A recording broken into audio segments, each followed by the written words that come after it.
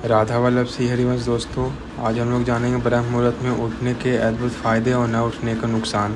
कभी कभी नए उपासकों से जब वार्ता होती है और वो कृपा करके अपनी दिनचर्या बताते हैं कि हम 6:30 बजे स्नान करते हैं, तब लगता है कि क्या साधना करोगे आप। कोई भी हो, अगर आप किसी भी तरह प्रमाद स्थिति करते हैं और 6:30 बजे तक सोते हैं तो संशय है आपके ब्रह्मचर्य पर। नहीं रह सकते ब्रह्मचर्य।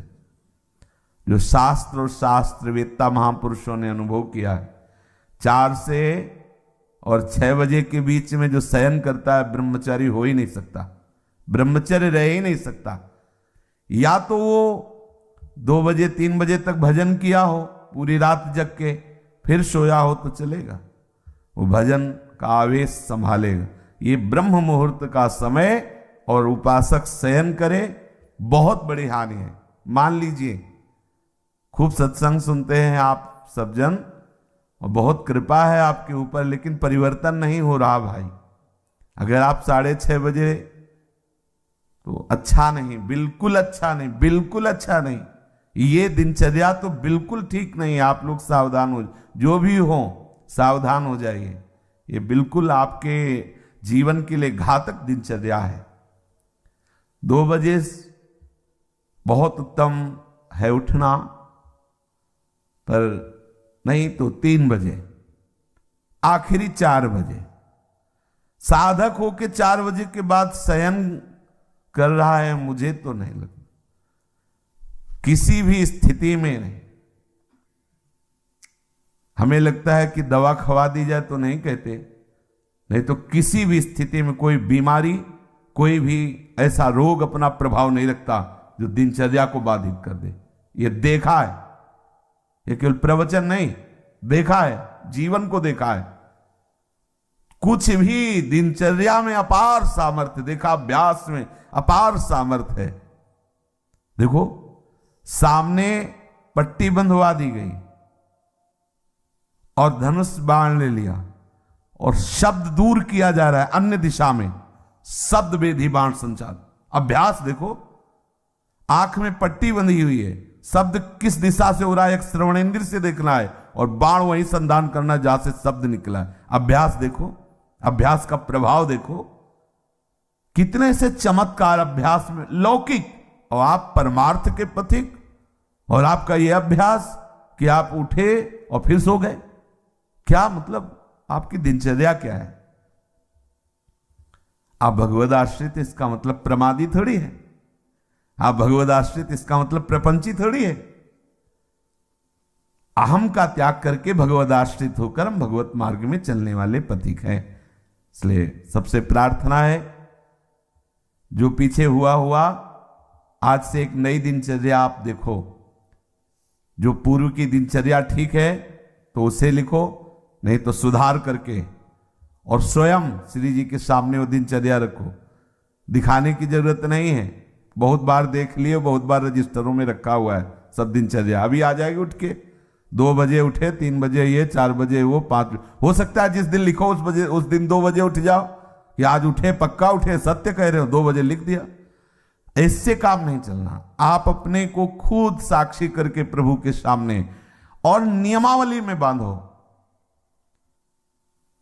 बिना नियम के प्रेम उत्पन्न नहीं होता। वो प्रेम की एक दशा है जो नेम को लय कर देती है। नियमावली में आपकी दिनचर्या सही होनी चाहिए, आपकी नियमावली ठीक होनी चाहिए। किसी भी संत के जीवन को आप देखिए, देखो एक स्थिति सिद्धावस्था में ऐसी आती है स्वाभाविक कि उनको देह से संबंध नहीं रह जाता। अब उनकी बात अलग, आपकी अवस्था और उनकी बीच सत्संग में हुक्का मांग करके परमहंस जी, रामकृष्ण परमहंस जी कभी पकोड़ा मांगते, कभी। अब उनका हम अनुसरण थोड़ी करेंगे इस बात में कि भाई धरो हुक्का, रुको और हम पी रहे। हम महापुरुषों का अनुसरण थोड़ी कर सकते हैं। महापुरुष किस दशा में, किस स्थिति में, उनके जो नियमावली उपदेश है, वो कहीं नहीं बोले उपदेश में कि हुक्का पियो, नहीं बोले। तो जो उपदेश बोले वो हमें आचरण में उतारने।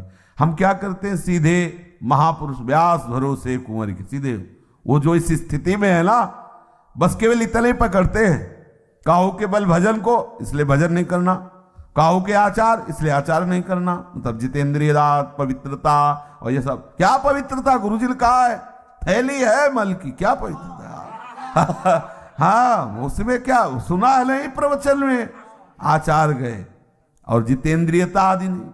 और व्यास भरोसे ये बात आई, सोवत पाव पसार, तो 6:30 बजे इसलिए जगना पड़ेगा कि 7 बजे 7:15 बजे सत्संगों में आना है, वो आ जाते हैं तो जल्दी जल्दी तिलक लग, जय गुरुदेव, जय महाराज, हाँ जय हो महाराज, वाह वाह वाह, हाँ क्या सत्संग में हो रहा है भाई। बहुत जीवन कीमती है। अभी कल ही पता चला कि कोई बहुत प्रियजन है, उनके यहाँ कैंसर हुआ। अब क्या दशा, ना भोजन सही पा सकते हो ना कुछ, और ये कैंसर आदि ऐसी बीमारियां हैं, अभी तक जितने हमारे दर्शन में आए, एक आध बात अलग, उन सबको श्री जी ने जल्दी बुला लिया, जितने भी दृष्टि में आए। तो हम तुम अमरौती खा के थोड़ी आए हैं, कोई न कोई व्याधि मंदिर है, कब देवता का पर्दा हट जाए, जैसे बहुत मंदिर में सब देवता होते ना, ऐसे शरीरम व्याधि मंदिरम, पुजारी कब पर्दा हटा दे, कौन सा, बोले अब कैंसर देवता आ गए, होश उड़ जाएंगे भैया। देखो तुम्हें अभी रिपोर्ट में बता दी जाए तुम्हारी किडनी खराब थी, देखो क्या होता है तुम्हारा। अगर डिप्रेशन में ना पहुंच जाओ तो बताना, ब्लड प्रेशर अपने आप उछाल मारने लगेगा, क्योंकि चिंतन, आज तुम स्वस्थ हो तो प्रमाद करते हो, और कल प्रमाद करने का अवसर नहीं रहेगा, अवसर ही नहीं रहेगा, अनन्य चिंतन रोग का होने लगेगा। अगर भगवदाकार वृत्ति नहीं हुई तो आप ये मत समझो मृत्यु कोई खिलवाड़ नहीं है, मृत्यु का संदेश सुनकर अच्छे अच्छे के जमीन खिसक जाती है, होश खराब हो जाते हैं। कैंसर, अब न रात में नींद न दिन में चैन, अनन्य चिंतन उसी का शुरू। अब क्या करें, घबराहट, थोड़ी थोड़ी देर में मरना है, तो जो दुकान मकान पति पुत्र परिवार जितना सब भाई वो सब काटने दौड़ता है, ये सब छूट जाएगा। भजन कोई साधारण वस्तु है, इसलिए भर्तृहरि जी महाराज कह रहे हैं, यावत स्वस्थ वेदम गृहम कलेवरम यावत च दूरे जरा। जब तक बुढ़ापा दूर है, जब तक तुम्हारे शरीर में रोग कोई नहीं हो जा रहा, होगा ऐसा थोड़ी कि तुम कोई लिखवा के लाए कि नहीं, होगा। जब ऐसे परमहंस को कैंसर हो सकता है, रामकृष्ण परमहंस जी को, पूज्य भाई जी के उदर में कैंसर हो सकता है, वो फिर अपने लोग तो अधिकारी ही है इस दंड के, अपने लोग तो अधिकारी, न जाने कितने इन भजनानंदी महापुरुषों के शरीर में ऐसी व्याधियां हो सकती है, तो अपने लोगों को तो पूरा रजिस्टर रखा हुआ है। सावधान हो जाइए, प्रमाद मत कीजिए, बहुत बढ़िया अवसर आपको मिला है। भगवत चरणारविंद का आश्रय और सतत जप, ये बिल्कुल खुली दो बातें हैं, ज्यादा इनमें समझने की जरूरत नहीं। अंदर से भगवत आश्रय और जिह्वा से जप।